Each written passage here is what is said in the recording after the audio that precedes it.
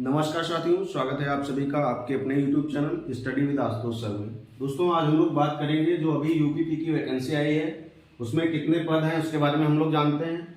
तो पदों की संख्या अगर बात करें तो पदों की संख्या है हमारे पास कितनी है, तो ये है 60,244। टोटल पदों की जो संख्या है वो है 60,244।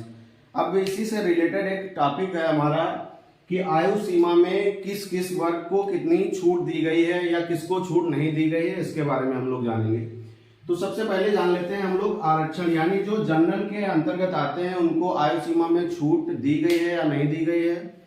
तो जो जनरल के कैंडिडेट हैं इनको आयु सीमा में कोई भी छूट नहीं दी गई है, यानी ये जो अभ्यर्थी हैं जिनकी एज 18 से लेकर 22 वर्ष तक की है, यही कैंडिडेट जो है ये फॉर्म अप्लाई कर पाएंगे। जनरल के कैंडिडेट की जो एज है वो 18 से 22 के बीच जिनकी एज बन रही है वो कैंडिडेट अप्लाई कर पाएंगे। जैसा कि आप सभी ने नोटिफिकेशन में देखा होगा कि जिस डेट के हिसाब से वहां पे मेंशन किया गया है उसी डेट के अकॉर्डिंग अगर आपकी एज 18 से 22 वर्ष बन रही है तो आप लोग अपना फॉर्म आसानी से अप्लाई कर सकते हैं। इसके आगे अगर हम बात करें ओबीसी, एससी और एसटी, ओबीसी, एससी और एसटी इनको जो है एज में रिलैक्सेशन दिया गया है। जैसा कि नोटिफिकेशन में जो टेबल दी है उसमें मेंशन किया गया है कि ओबीसी, एससी और एसटी जो कैंडिडेट हैं इनको 5 साल की एज का रिलैक्सेशन दिया गया है, मतलब 5 साल एज में छूट दी गई है इनकी। मतलब 22 के बाद 5 साल जिनकी प्लस बन रही है, यानी 27 वर्ष तक जिनकी जो आयु बन रही है वो सभी जो है अपना फॉर्म इसमें अप्लाई कर पाएंगे।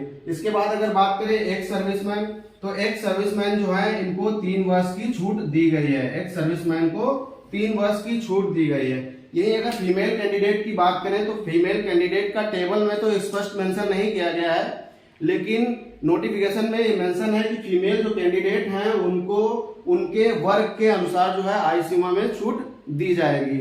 इसके आगे अगर बात करें जो हमारे फ्रीडम फाइटर होते हैं, फ्रीडम फाइटर को जो है उनमें एज से रिलेटेड कोई भी छूट नहीं दी गई है।